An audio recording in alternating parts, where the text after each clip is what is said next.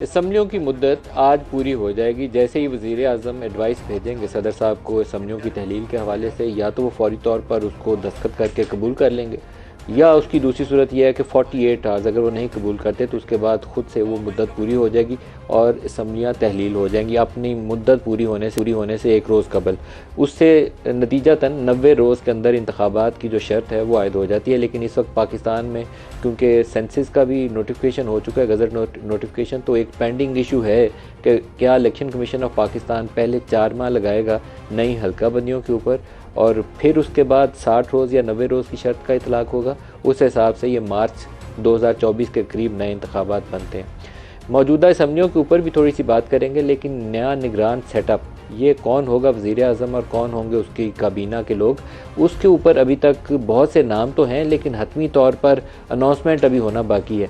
हमारी अभी तक की जो अपडेटेड इन्फॉर्मेशन है वो मैं आपसे शेयर करना चाहूँगा। बहुत से नाम सामने आते रहे लेकिन जलील अब्बास जिलानी साहब जो पाकिस्तान के साबिक़ सेक्रेटरी ख़ारजा भी हैं, सेक्रेटरी ख़ारजा के बाद मार्च 2012 में सेक्रेटरी ख़ारजा बने थे और 1 साल तक रहे और उसके बाद अमेरिका में पाकिस्तान के सफ़ीर रहे। मुख्तलिफ़ अमरीकी थिंक टैंक्स के साथ भी वाबस्तगी रही। भारत के अंदर भी वो पाकिस्तान के एक्टिंग हाई कमिश्नर रहे, भाई इनके सेक्रेटरी डिफेंस थे। और तसद्दुक़ जिलानी साहब जो सुप्रीम कोर्ट के जज थे उनके साथ, और यूसुफ रज़ा गिलानी के साथ, उनके साथ भी इनकी रिश्तेदारी मौजूद है। तो एक अच्छा इनका कैरियर मौजूद है, साफ़ सुथरा, और मुमकिन तौर पर वो अवलीन तरजीह बताए जाते हैं as care taker prime minister. अभी जब तक नोटिफिकेशन ना हो जाए तो इसको हतमी तो नहीं कह सकते हम, लेकिन ये कह सकते हैं कि टॉप रनर है, टॉप ऑफ द लिस्ट है। उसके बाद बाकी लोगों के नाम आते हैं। काबीना के हवाले से भी इसी तरीके से फाइनेंस मिनिस्ट्री के भी कुछ उम्मीदवार हैं और इसी तरीके से डिफेंस और फॉरेन अफेयर्स के भी कुछ लोग उम्मीदें लगा के बैठे हुए हैं। वो नाम जैसे ही आएंगे तो उनके ऊपर भी बात करेंगे। लेकिन सबसे बड़ा होता है इसमें, क्योंकि मुख्तसर मुद्दत के लिए हुकूमत आनी होती है, तो केयर टेकर प्राइम मिनिस्टर का और फाइनेंस मिनिस्टर का, 2 लोगों का बहुत ही अहम रोल होता है। मौजूदा असम्बलियाँ जो है वो एक बड़ा इंटरेस्टिंग उसके ऊपर सिनारियो, हम पूरे कई प्रोग्राम उसके ऊपर कर सकते हैं। जुलाई 2018 में इंतखाबात हुए, 25 जुलाई 2018। उससे पहले 1 साल 2017 में नवाज़ शरीफ की इक़्तिदार से रुखती, पनामा पेपर्स का इशू और सुप्रीम कोर्ट से उनके ख़िलाफ़ फ़ैसले, और फिर 2014 वाले धरने, वो सारे मामलात अगर उससे जोड़ें तो ये एक बहुत लंबा अरेंजमेंट था जिससे पीपल्स पार्टी और नून लीग को इक़्तिदार से बाहर करना था और एक थर्ड पॉलिटिकल फोर्स को खड़ा करना था। ये इस्टेब्लिशमेंट का एक बनाया हुआ डिज़ाइन था जिसमें वो कहते थे कि ये जो बारियां लगी हुई हैं शरीफ और जरदारी के दरमियान, इसका ख़ात्मा होना चाहिए, जो मरूसी निज़ाम है उसका ख़ात्मा करना है। और एक पॉपुलर क्रिकेटर इमरान खान, उसको इस्टेब्लिशमेंट ने बैक किया। 2014 का जो धरना था, मुकम्मल तौर पर बैकिंग थी इस्टेब्लिशमेंट की उस धरने को। वो सिलसिला चलता रहा। 2017 में नवाज़ शरीफ की डिस्क्वालिफिकेशन होती है, शाहिद खाकान अब्बासी वज़ीर आज़म बनते हैं, तो फिर यहाँ पर फैज़ाबाद के ऊपर धरना हो जाता है। वो धरनों वाला सिलसिला नहीं रुकता। 2018 के इंतखाबात के अंदर नवाज़ शरीफ डिस्क्वालीफाइड थे और जेल के अंदर थे, उनकी साहबजादी मरियम भी जेल के अंदर थी। और पंजाब के अंदर इंतखाबी नताइज जो थे, बज़ाहिर नंबर्स के अंदर नून लीग को बरतरी हासिल थी। और इसी तरीके से कराची की जो सीटें थी 14, वो सरप्राइजिंगली प्लेट में रख कर, तासुर ये था कि वो PTI को गिफ्ट कर दी गई। जो प्री इलेक्शन जोड़ तोड़ होता है वो तो हुआ ही, लेकिन उसके बावजूद पाकिस्तान तहरीक-ए-इंसाफ को सिंपल मेजॉरिटी हासिल नहीं थी। उसके लिए बाद में जहांगीर तरीन का हवाई जहाज़ और बहुत सारे लोगों के पैसे और इस्टेब्लिशमेंट की जो मदद थी, उसने वो काम कर दिखाया जो इलेक्शन के नताइज जो थे तमाम कोशिश के बावजूद नहीं कर सके थे। इमरान खान की सेम पेज की हाइब्रिड हुकूमत कायम हो गई। 3-3.5 साल इनका आपस में ताल्लुकात बहुत अच्छे रहे। जनरल बाजवा, जनरल फैज़ और इमरान खान लगता था कि दुनिया के तमाम फैसले इकट्ठे होकर करते हैं और एक दूसरे को सपोर्ट कर रहे हैं। उस स्टेज तक जब DGISI की तब्दीली का मामला सामने नहीं आ गया, उस मौके के ऊपर आपस में रखना अंदाजी शुरू हो गई।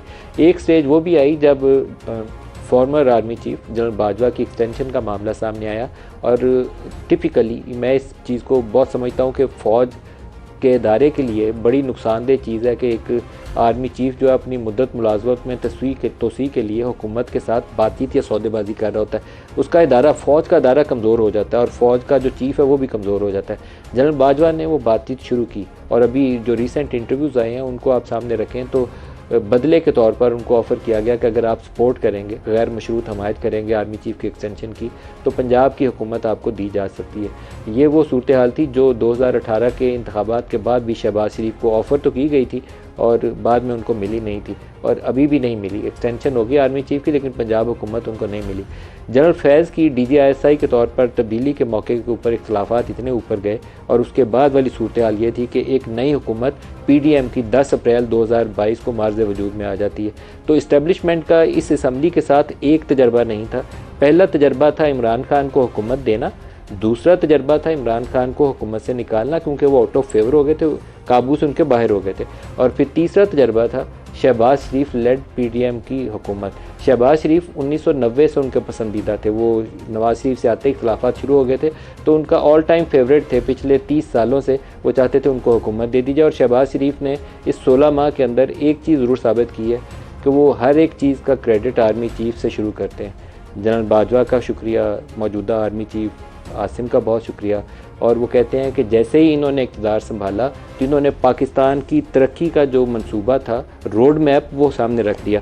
तो मेरे तो फौरी तौर पर दिमाग में ये बात आती है कि एक आर्मी चीफ जिसने इक़्तिदार संभाला, जिसकी डोमेन एग्जेक्टिव को रन करना नहीं है, उसके ज़हन में तो पाकिस्तान की तरक्की का प्रोग्राम मौजूद है। तो वो पॉलिटिकल लीडर जो 40 साल 45 साल से पाकिस्तान में हुकूमत कर रहा है, अगर उसके ज़हन में वो खाका नहीं है तो फिर उसको हुकूमत में रहने का हक़ नहीं होना चाहिए। उसके पास हक़ होना चाहिए जो पाकिस्तान की तरक्की के लिए और लोगों की फलाह के लिए सोच भी सके और उसके ऊपर अमल पैरा भी हो सके। 90 रोज़ के अंदर पुल बनाना प्राइम मिनिस्टर की क्वालिफ़िकेशन नहीं हो सकती, ये NHA के चेयरमैन की क्वालिफ़िकेशन तो हो सकती है। ये चीज़ें हमें इलेक्शंस के दौरान में इसके ऊपर बात भी करनी चाहिए और गौर भी करना चाहिए। आज जो प्रोग्राम में हमारे साथ शुरका हैं उनसे इस पर बात भी करेंगे। स्टूडियो में तशरीफ़ फरमाएँ शाह खावर साहब, मारूफ माहिर कानून है, हाफिज़ हमदुल्ला साहब तर्जमान है PDM के, और अज़मा बुखारी साहिबा हैं PMLN से। सबको खुशामदीद कहता हूँ।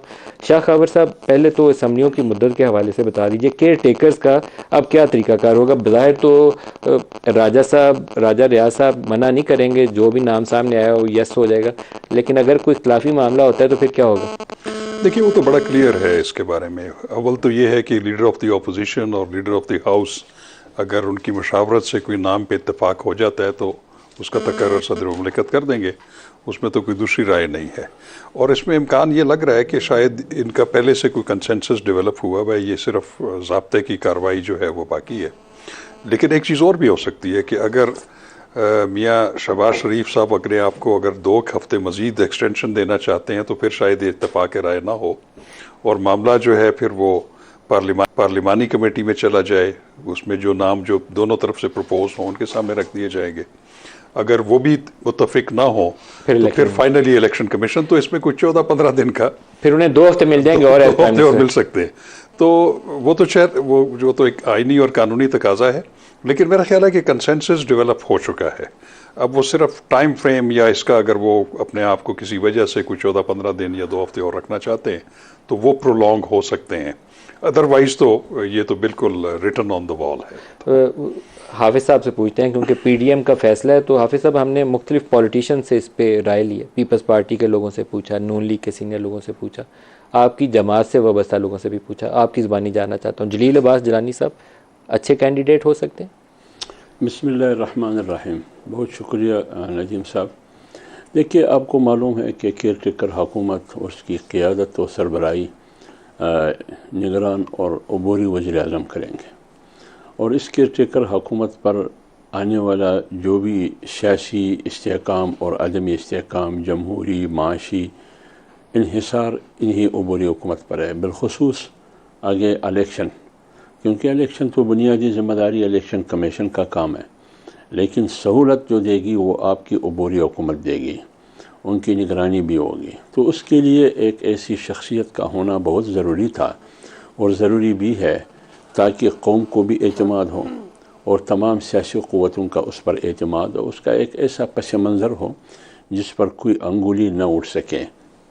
तो जहाँ तक जिलानी साहब की बात है, जो मैंने सुना है, आपसे सुना, दूसरे दोस्तों से सुना, जो इसका पॉलिटिक्स में किसी भी पहलू की तरफ, किसी भी तराजू की किसी भी पड़े की तरफ उनकी वज़न नहीं है, ऐसे लोगों से मैंने सुना है, जिसका पॉलिटिक्स इससे कोई ताल्लुक़ नहीं है, या मीडिया से ताल्लुक़ है या किसी और शोबा ज़िंदगी से, जो भी उनको जानते हैं, मेरे ख़्याल में किसी ने भी कोई ऐसी इस किस्म की तहफ़्फ़ुज़ात का इज़हार नहीं किया है, मनफी राय नहीं दी उनके मतलब, जिसकी वजह से उनकी शख्सियत मशकूक हो जाए।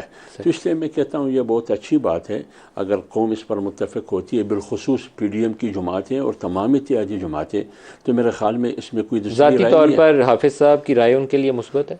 बिल्कुल, मैं अगर इस किस्म का आदमी मैं तो जानता नहीं हूँ। आपकी बात सुन के, दूसरे दोस्तों की बात सुन के अगर PDM की क़ियादत और तमाम इत्तेहादी जमातें मुत्तफ़िक़ होते हैं तो हाफिज़ अब्दुल्ला कौन है?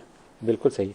मैं भी वैसे इंडोर्स करूंगा कि मेरे पर्सनली मैं उनको जानता हूं और उनका एक अनब्लेमिश्ड करियर है, बहुत अच्छा उनका इंप्रेशन है।